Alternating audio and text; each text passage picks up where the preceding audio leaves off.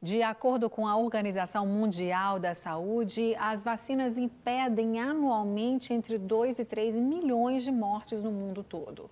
Em todo o Brasil e aqui em Minas não é diferente. A taxa de vacinação anda muito baixa e doenças antes quase erradicadas estão aparecendo com tudo novamente. Hoje nós vamos falar sobre as vacinas que devemos tomar da adolescência até a velhice. E quem vai contar sobre tudo isso é a imunologista Paula Távora. Lembrando que nessa quarta-feira a gente está ao vivo e você pode aproveitar o nosso canal de comunicação tão rápido, tão acessível aí que todo mundo usa o dia inteiro, que é o WhatsApp. Participe com a gente, 984029756. Doutora Paula responde suas perguntas daqui a pouquinho. Doutora Paula, muito obrigada por ter vindo. Um grande prazer estar aqui para falar de saúde, né? Exatamente, tão importante. É verdade. Como a gente pode buscar mais saúde e a prevenção através das vacinas. Com certeza.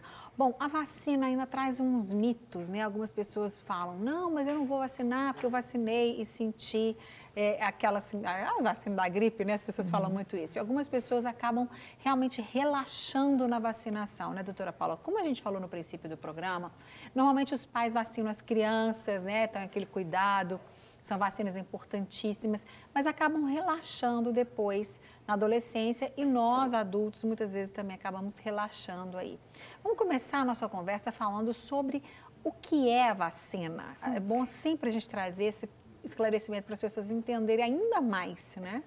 Então, vacina é um produto biológico que já tem 200 anos que a gente produz e nós descobrimos um meio de identificar as doenças e isolar a causa das doenças, levar para um laboratório, produzir um produto absolutamente seguro, modificado, atenuado ou inativado, em que a gente tem várias formas de apresentar ele para o nosso organismo para estimular nosso sistema imune, falamos agora de imunidade, né? Para que a gente tenha um reconhecimento e uma formação de defesas para num segundo encontro com essa doença a gente já se sinta protegido, já esteja protegido e não adquira as doenças. Então, o que a gente tem como objetivo principal?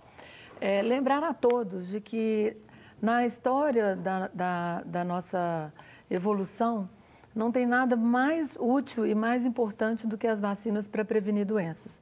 Depois da água potável, são as vacinas que conseguem controlar e mudar a história natural das doenças. Então, vacina é isso, é um produto imunobiológico. A gente sabe que para a gente estimular o nosso organismo, nós temos várias vias de entrada. Pela forma oral, pela forma injetável, até um spray nasal. E tudo isso a gente usa como oportunidade de desenvolver os produtos vacinais e estimular a população para que a gente possa antecipar o evento da doença. Então, vacina é isso. Né? Então, o que a gente tem de preocupação? As formas com que a gente consegue isolar em laboratório de forma muito segura e apresentar, esses estudos levam muitos anos. Então, a gente tem aí mais ou menos 10 anos de produção até que a vacina esteja disponível. E nós gostaríamos que as vacinas fossem todas feitas de formas bem palatáveis e agradáveis para a população. Então, todo mundo quer vacina de gotinha. E gotinha nós temos muito poucas vacinas. É verdade. Mas nós temos exemplos muito ricos de ver como que a poliomielite está quase erradicada do nosso país já está, mas do planeta, através de uma vacina de gotinha. Mas as vacinas mais bem aproveitadas pelo nosso organismo, absorvidas e que formam respostas de anticorpos muito poderosas para nos proteger, são na forma injetável. Então, o medozinho da agulha sempre vai ocorrer, né? Sempre vai ocorrer. A gente vê até alguns vídeos muito engraçados, às vezes, daí, né? No WhatsApp da vida das pessoas que são corajosas, na hora que chega, que a agulha vem, dá aquele show, né? Infelizmente, algumas pessoas realmente têm ainda muito pavor da questão da agulha, que é algo tão simples, tão rápido, né? Então, as pessoas têm que aprender a enfrentar os medos, porque a vida é assim, a gente tem vários desafios ao longo da nossa vida e principalmente que é algo tão bom para a gente, né, doutora Paula? E confiar, né, que existem trabalhos, estudos por trás de todo o desenvolvimento das vacinas. A gente faz estudos que primeiro testa em laboratório, depois nos humanos, para poder liberar. Então, tem muitos mitos que distanciam a informação da população leiga e com isso a gente começa a ter surpresas desagradáveis de doenças que a gente já conseguiu controlar através da vacinação e essas doenças estão ressurgindo. É verdade. Então a gente tem uma preocupação muito grande. Com certeza. Por isso que a gente está aqui hoje para trazer mais esclarecimento e despertar as pessoas para essa importância também, né? Exatamente. Então, como a gente tem a infância, a primeira infância, que é o momento de muita atenção aos bebês, a gente tem um programa muito, muito rico de imunização de 0 a 5 anos. E esse parece que é uma absorção natural da população, a preocupação dos pais, e depois começa aquele processo de distanciamento da preocupação. Então, nós temos hoje 2 problemas. Um, o conforto da população de algumas doenças que desapareceram, então a gente não acredita que elas voltem. E aí a cobertura vacinal vai caindo, a preocupação em fazer doses de repetição futuras não vão acontecendo e a gente tem esse dissabor, perigo, né? Esse perigo, esse risco da volta das doenças. Bom, a gente vai ver agora, doutora Paula, na nossa arte aí na tela, vacinas que a gente deve tomar dos 12 aos 19 anos e você vai comentando para a gente sobre cada uma delas, ok? Combinado. Vamos ver.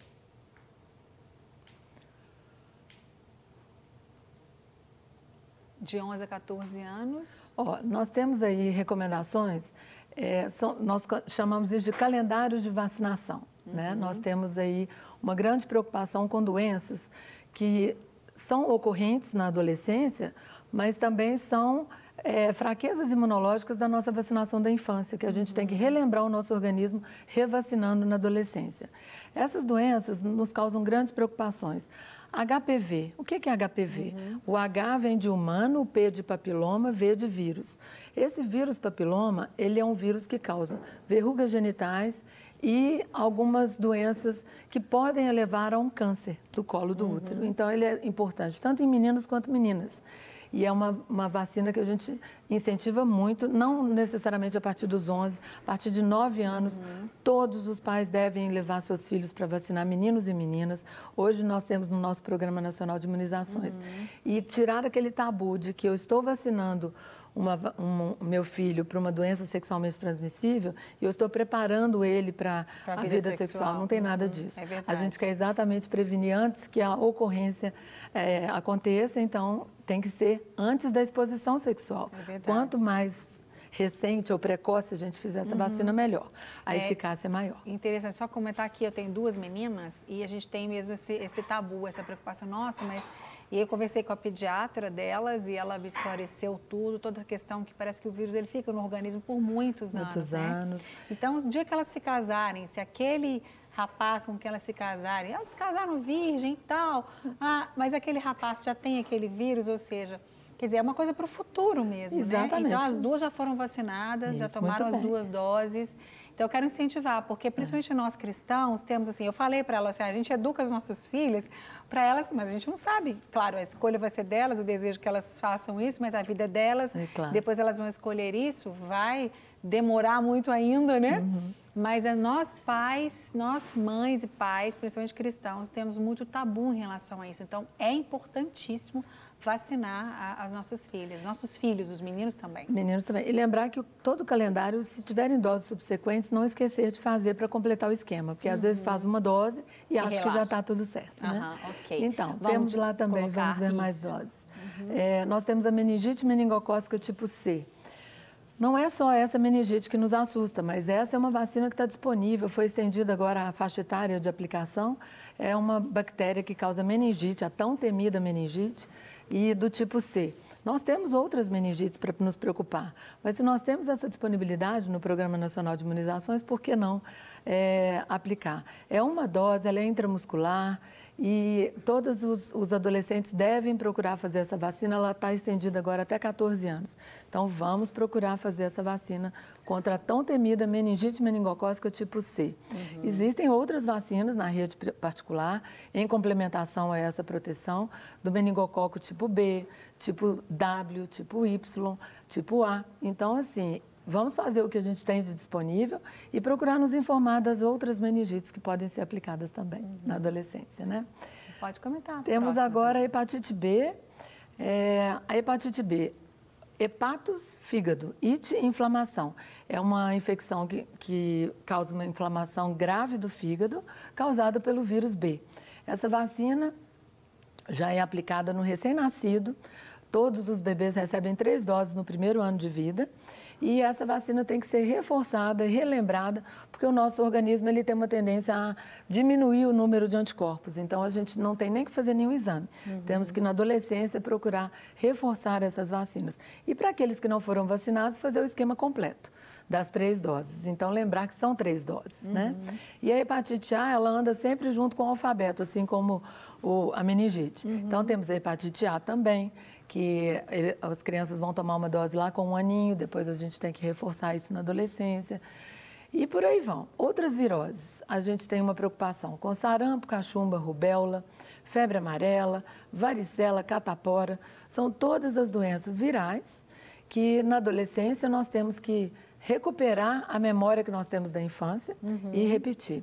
Olha que lamentável, estamos no mês de agosto agora, fazendo uma grande campanha de controle do sarampo, uma doença que ressurgiu, que estava controlada no nosso país e, infelizmente, por inúmeras razões, não só pela baixa cobertura vacinal, mas também pela, talvez, a crise humanitária da Venezuela, seja hoje a nossa maior preocupação, a entrada do vírus por outras formas no nosso país e, com isso, nos trazendo um alerta. E quem que está tendo mais exposição ou apresentação de casos? Os adolescentes. Então, nós vamos cobrir as crianças na cobertura vacinal com muita dedicação, mas nós não podemos esquecer, porque o sarampo na apresentação da doença no adolescente e no adulto jovem, ele causa muita preocupação, que ele se apresenta de forma mais grave. Então, vamos lembrar, adolescentes e adultos jovens, a campanha começou, o mês de agosto está aí e vamos procurar fazer essa vacina de sarampo, cachumba e rubéola. A doença que nos preocupa é o sarampo, mas não existe uma vacina sozinha.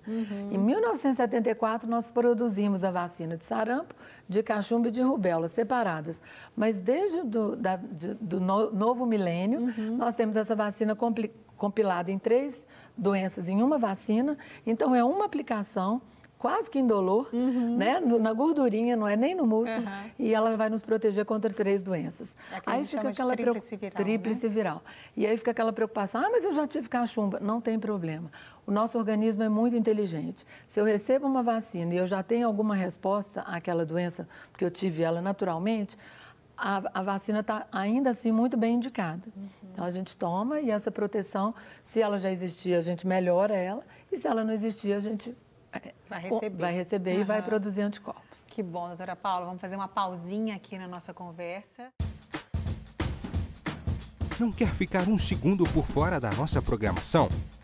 Agora você pode nos acompanhar através das plataformas digitais.